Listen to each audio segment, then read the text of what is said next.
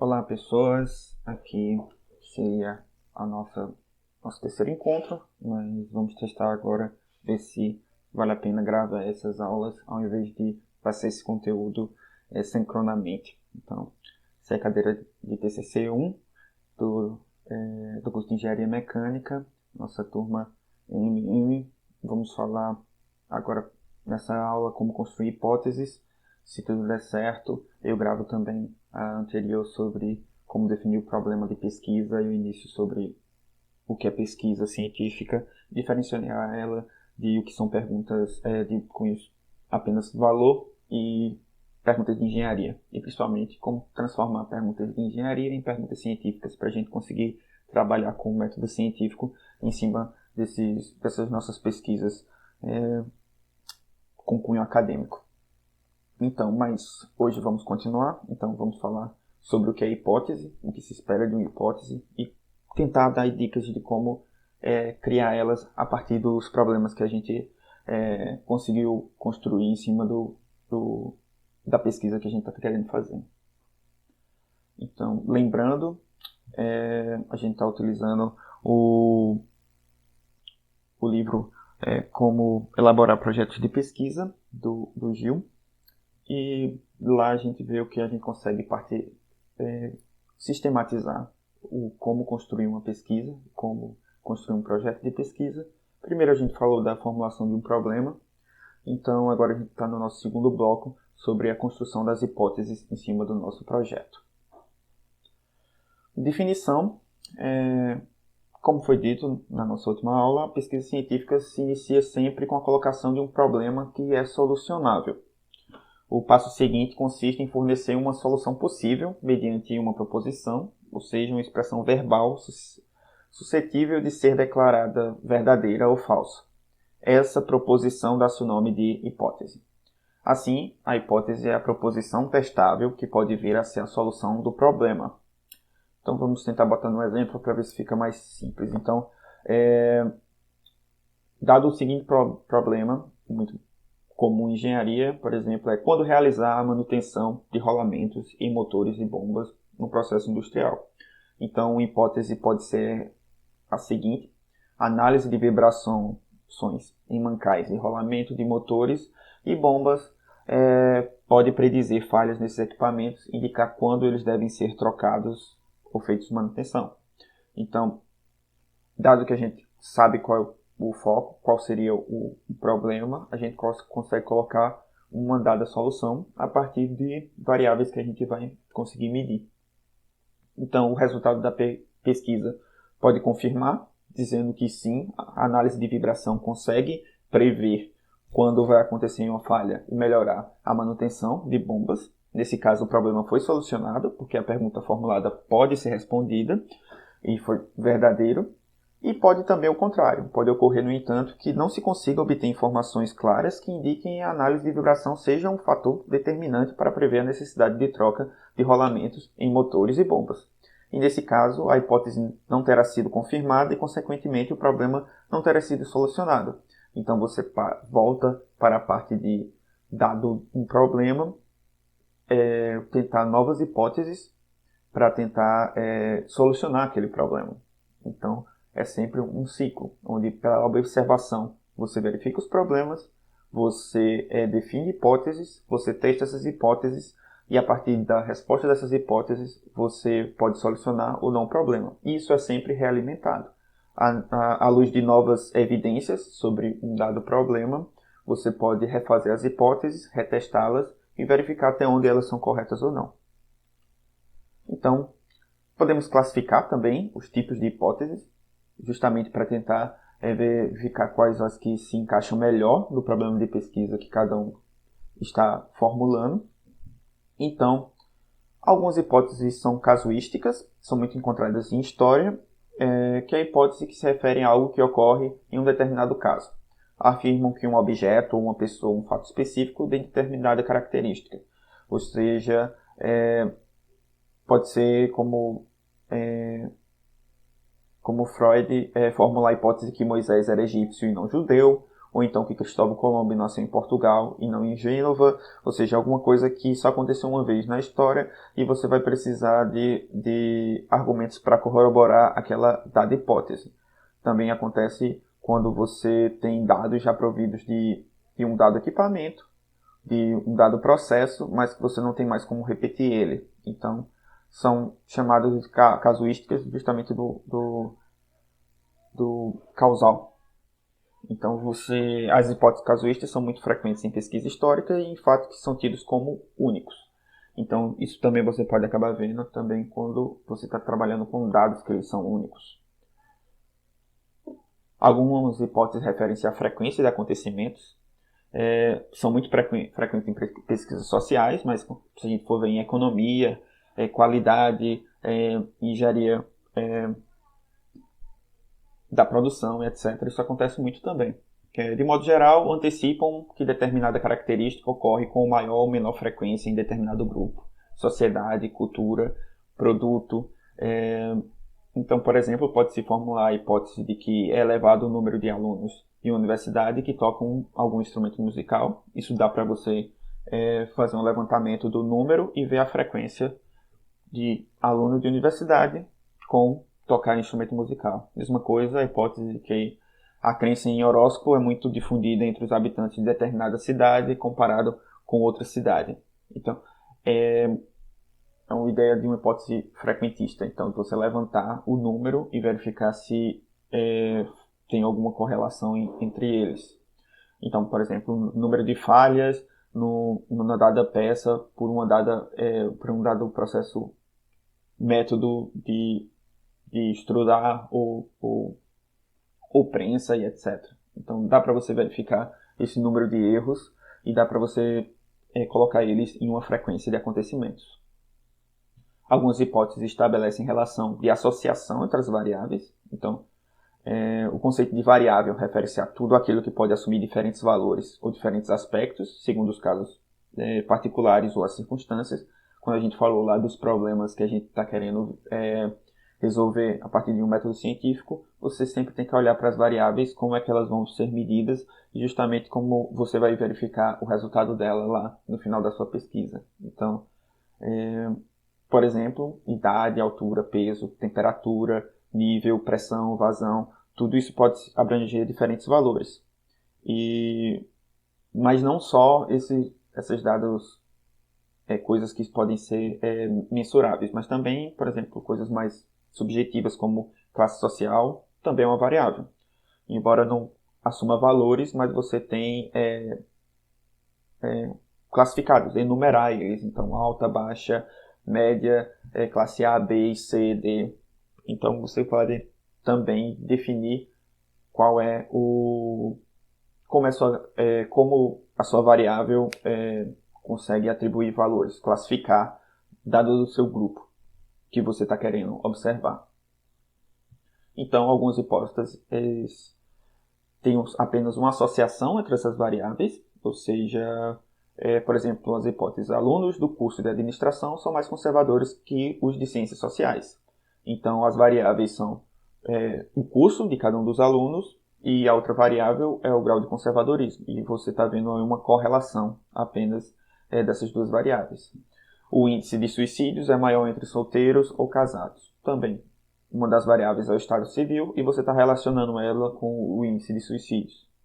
Países economicamente desenvolvidos apresentam baixos índices de analfabetismo. Então, as variáveis são desenvolvimento econômico e a outra variável, analfabetismo. As hipóteses desse grupo apenas afirmam a existência de uma relação entre as variáveis e não necessariamente uma causalidade, que é ou seja, uma dependência entre essas duas variáveis, que é muito mais complicado de você acabar desenvolvendo. Você acabar mostrando essa causalidade entre duas variáveis do que apenas você mostrar a correlação. E a correlação por si só não indica a causalidade. Então, tem vários exemplos na internet, etc. Tem sites disso, por exemplo, uma correlação que eu acho que sempre é citada é o fato de que quando o Nicolas Cage faz mais filmes no ano, tem mais terremotos ou furacões no mesmo ano. Ou seja, uma coisa não causa a outra, mas por acaso uma está correlacionada com a outra. Então, mas algumas hipóteses estabelecem uma relação de dependência entre duas ou mais variáveis, ou seja, ele está procurando a causa. As hipóteses desse grupo estabelecem que uma variável interfere na outra. Por exemplo, a classe social da mãe influencia o tempo de amamentação dos filhos. Nesse caso, estabelece uma relação de dependência entre as variáveis e, como dito antes, elas são mais complicadas de você acabar verificando isso. Justamente porque, normalmente, você tem problemas para isolar todas as variáveis possíveis e poder afirmar que é uma única variável que está modificando aquele, está causando uma dependência no outro. Ou seja, uma classe variável independente, o tempo da amamentação seria a variável dependente, ou seja, seria uma função da outra. E isso é complicado de se formular. Mas também os estudos mais fortes são justamente os que conseguem, a partir de uma hipótese que estabelece uma relação entre duas variáveis e você consegue mostrar lá que essa relação realmente acontece. É usual dizer que as hipóteses desse grupo estabelecem a existência de relações causais entre as variáveis, como, porém, o conceito de causalidade é bastante complexo, convém que seja analisado. É comum tentar atribuir um único acontecimento a condições causador de outro. A gente vê muito isso em estudos biológicos, sociais, etc., onde você não consegue colocar o seu estudo em apenas duas variáveis, uma causando a outra. Por exemplo, estudos em que você tem que trabalhar com vários anos de acompanhamento em cima de uma população. É muito complicado você colocar que apenas aquilo variável que você está tentando estudar, por exemplo, grau de tabagismo e como isso afeta na saúde de uma população, dado durante vários anos. Isso é complicado você colocar que apenas é o tabagismo que está influenciando a sua população e a saúde que ela tem. Então, existem meios de você tentar diminuir essa influência das outras variáveis a partir de grupos de controle, randomizados e etc. Mas, mesmo assim, é complicado, porque na ciência moderna tende-se a acentuar a multiplicidade de condições que, reunidas, tornam provável a ocorrência de determinado fenômeno. Principalmente quando você sai da matemática, da física ou mesmo da química, que você tem um conjunto mais fechado de variáveis que você está conseguindo definir e o que é que você vai modificar para verificar a sua causalidade. Quando você vai para as ciências sociais, biológicas, o número de variáveis que influenciam o seu sistema é muito maior. Como chegar a uma hipótese? Aí é complicado. Segundo De Morgan, citando Ferrari, uma hipótese não se obtém por meio de regras, mas graças a essa sagacidade impossível de descrever, precisamente porque quem possui não segue, ao agir leis receptíveis para eles mesmos. O que ele está tentando dizer é que quem tem a sagacidade, a inteligência para descrever como formula uma hipótese, geralmente não segue as próprias regras estipuladas. Mas se a gente pode tirar alguma coisa disso é que não é simples.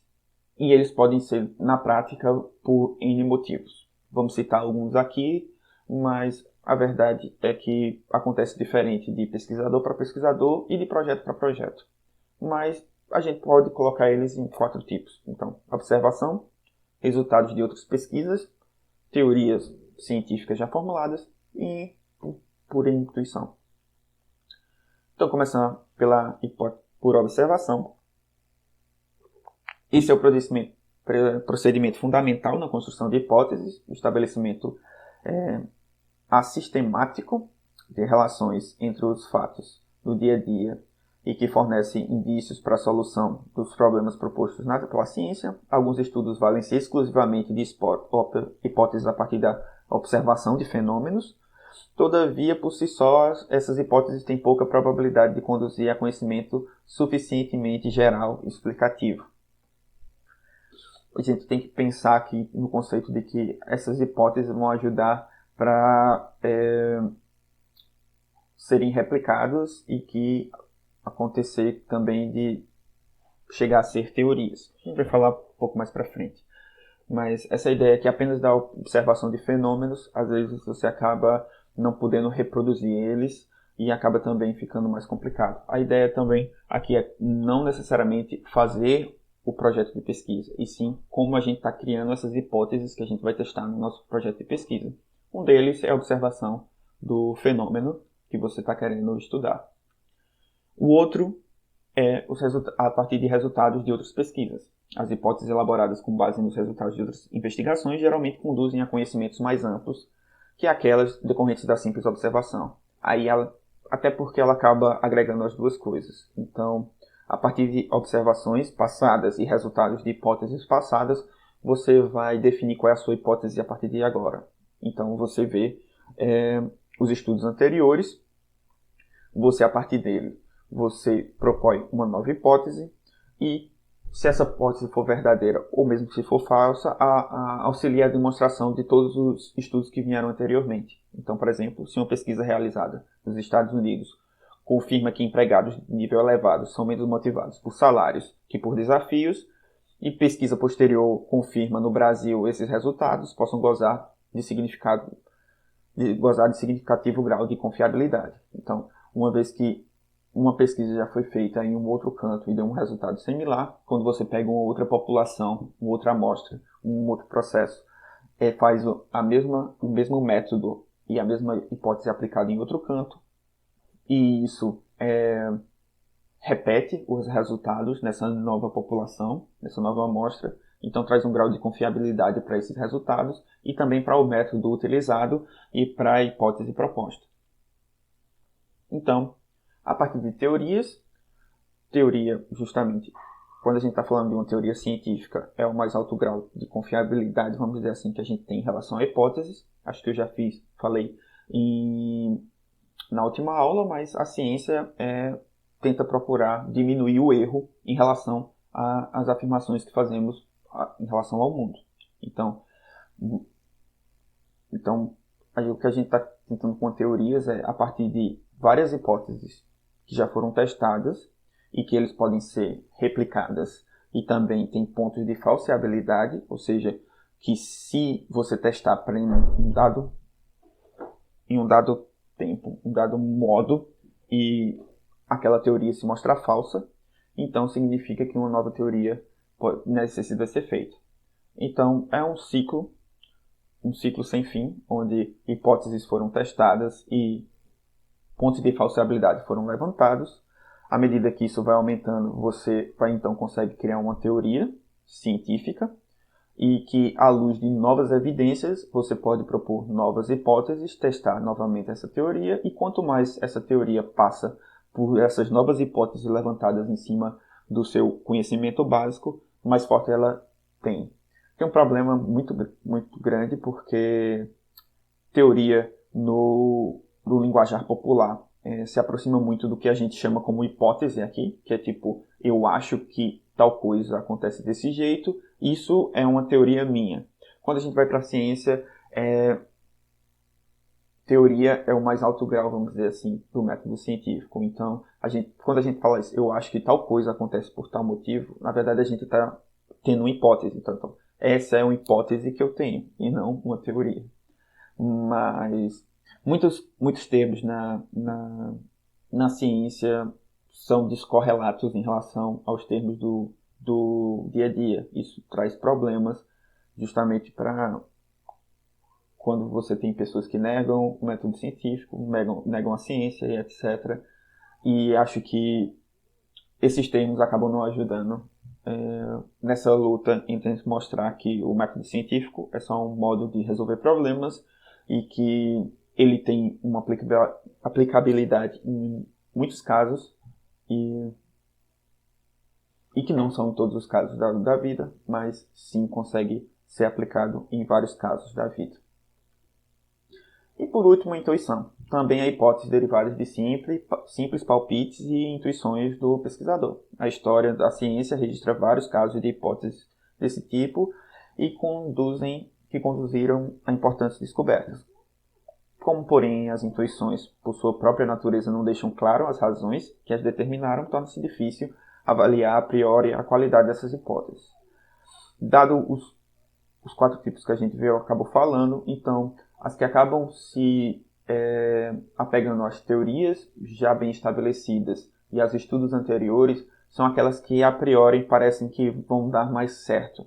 Mas a verdade é que para dar o passo seguinte na ciência, você sempre vai ter que contar com observação do sistema e, a partir disso, propor, por intuição, uma coisa nova. Mesmo que essa sua intuição esteja corroborada por estudos anteriores e teorias científicas bem estabelecidas, todo pesquisador precisa ter esse grau de intuição, essa curiosidade para acabar avançando um pouco o que seria a sua pesquisa.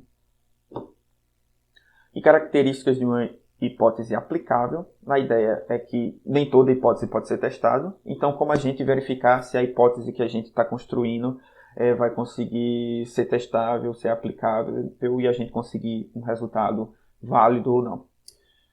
Com frequência, os pesquisadores elaboram extensa relação de hipóteses e depois de detida a análise dos dados, descartam a maior parte delas. Para que uma hipótese possa ser considerada logicamente aceitável, deve apresentar determinadas características. E a seguir a gente vai mostrar algumas características, alguns requisitos básicos de uma hipótese que possa ser aplicável na vida real, na pesquisa de vocês, a partir desses estudos de Goldhart e McGinnis, não sei pronunciar essa palavra, mediante os quais se torna possível decidir acerca da testabilidade das hipóteses. Então, existem vários estudos, como seria isso, a gente só vai mostrar um olhar de uma possibilidade para tentar ajudar vocês na construção tanto dessas hipóteses, como ver se elas são aplicáveis ou não. Elas devem ser conceitualmente claras. Conceitos contidos na hipótese, particularmente os referentes às variáveis, precisam estar claramente definidos. Deve-se preferir as definições operacionais, ou seja, como é que você vai medir realmente as variáveis para conseguir definir a sua hipótese. Então, por exemplo, uma hipótese pode se referir ao nível de inteligência que será definido operacionalmente pelo resultado de testes de QI. Dado o nosso primeiro exemplo lá dos nossos mancais para verificar as vibrações, então você pode levar em consideração na hipótese os instrumentos que você vai utilizar para levantamento de dados. Como é que você vai verificar a frequência no rolamento desses motores. E dados que eles estão num cenário prático, por exemplo, numa indústria, como é que você vai medir isso? Então, você elaborar na hipótese já utilizando o que é que vai ser medido e como vai ser medido ajuda a você mostrar que você tem como chegar àqueles resultados, ou seja, que ela é aplicável.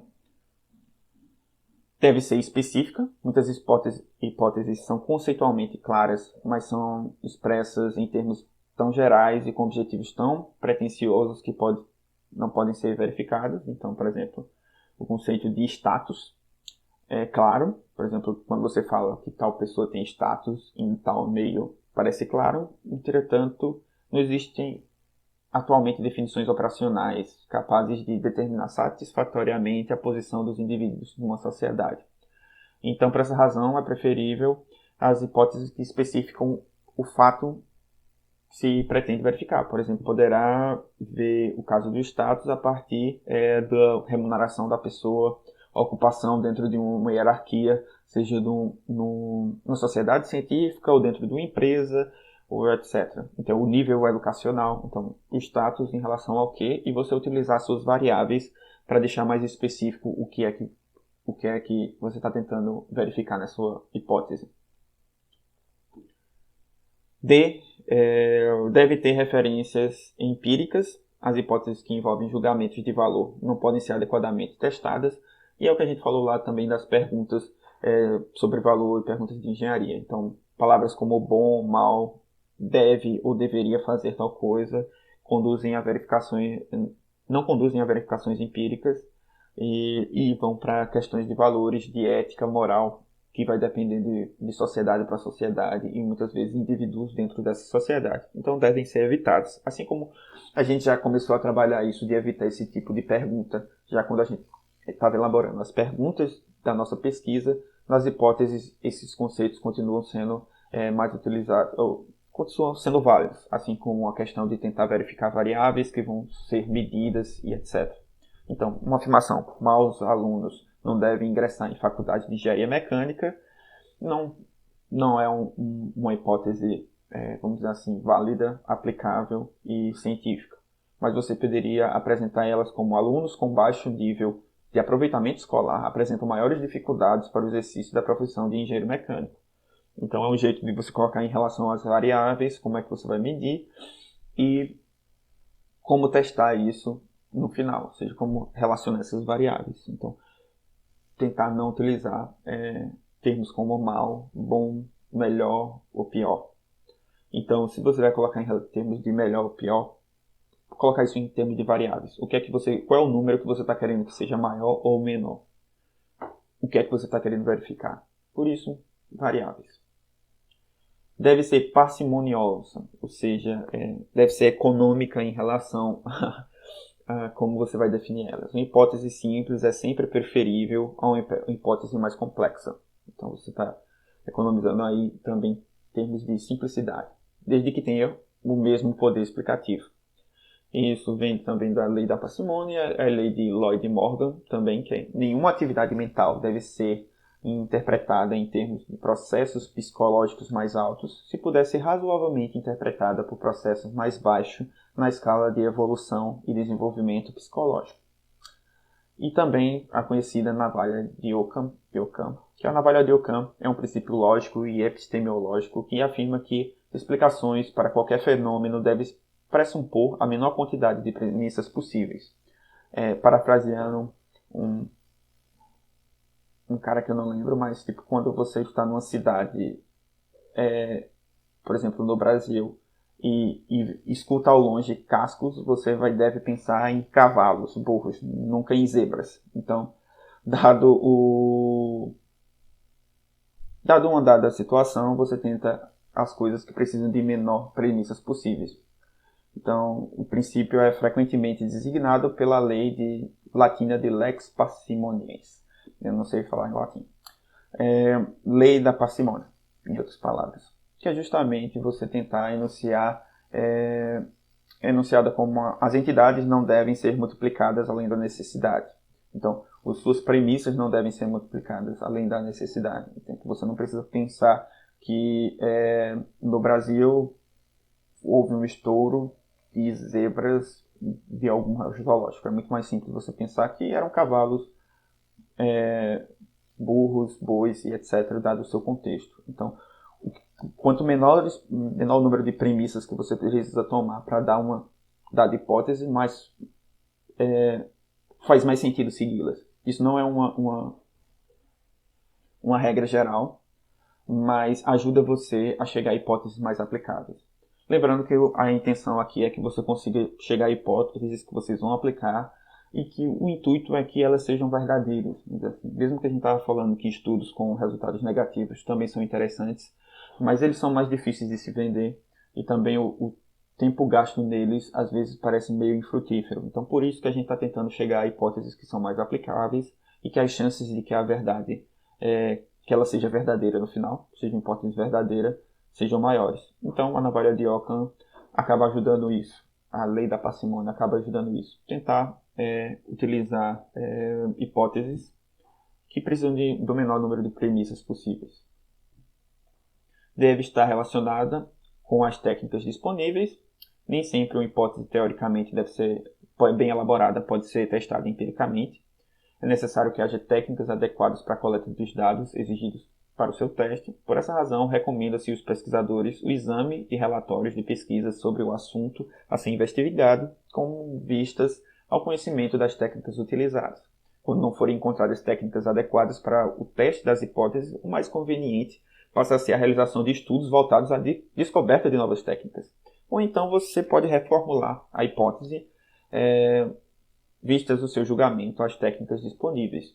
Então, a gente vai acabar falando justamente dos tipos de pesquisa, tipos de coleta de dados e etc. a partir da próxima aula. Então, a intenção é justamente que... E é também o estudo da bibliografia, a partir de estudos anteriores, você vê também como metodologicamente você vai fazer o seu estudo. Isso vai ajudar você também a definir qual vai ser a hipótese, já que dependendo do que você quer fazer, as técnicas disponíveis também no seu contexto não estão disponíveis ou não existem. Então isso vai também limitar o tipo de hipótese que você vai conseguir realizar na sua pesquisa. Deve estar relacionado a uma teoria. As hipóteses elaboradas sem qualquer vinculação a teorias existentes não possibilitam a generalização dos seus resultados. Novamente, teoria científica é o mais alto grau quando a gente está falando do nosso método científico, que eles já passaram por vários testes anteriores, várias hipóteses anteriores foram levantadas à luz de evidências e que eles podem ser testáveis e também tem o seu grau de falsificabilidade. Você pode testar até onde ou como aquela teoria funciona ou não. Então, você elaborar hipóteses relacionadas a uma teoria vigente, válida, científica, vai aumentar o grau de chance da sua hipótese ser verdadeira, ser aplicável na prática. Na engenharia, a gente acaba trabalhando muito com hipóteses relacionadas à teoria, porque a gente também está muito ligado às ciências duras, à física, matemática, química, então a estatística e etc. Mas é bom levar em consideração, principalmente como é que a gente vai tratar esses dados que a gente está levantando. As hipóteses são necessárias em todas as pesquisas científicas? Sim, rigorosamente todo procedimento de coleta de dados depende da formulação prévia de uma hipótese. Ela pode estar subentendida, mas mesmo assim ela vai existir. Ocorre que muitas pesquisas as hipóteses não são explícitas. Todavia, nesse caso, é possível determinar as hipóteses subjacentes, mediante a análise dos instrumentos adotados para a coleta de dados. Por isso, mais uma vez, você conseguir definir suas variáveis e como você vai mensurá-las. Por exemplo, seja o caso de pesquisa que tenha sido formulada a seguinte questão: onde você compra suas roupas, está implícita a hipótese de que as pessoas compram roupas e não que elas confeccionam as próprias roupas.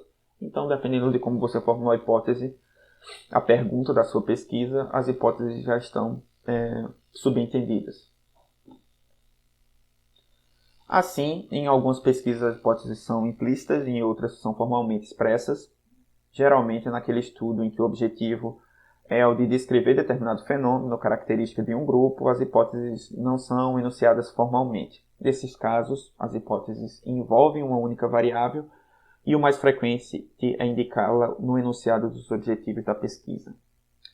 Já naquelas pesquisas que têm como objetivo verificar relação e associação ou dependência entre variáveis, o enunciado claro e preciso das hipóteses constitui um requisito fundamental, que é justamente quando a gente quer ver relação entre duas variáveis ou mesmo a causalidade de uma, a dependência de uma em relação à outra de uma maneira mais formal. Então, nesse tipo de estudo, em que você tem duas ou mais variáveis e você quer ver uma interdependência entre elas,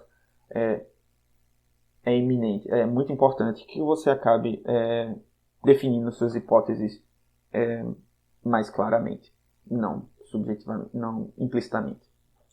Então, novamente, todo o texto, basicamente, dessa apresentação, tirando alguns exemplos, foi tirado de como elaborar projeto de pesquisa, assim como as outras citações que eu fiz ao longo do texto, você pode ver nesse livro.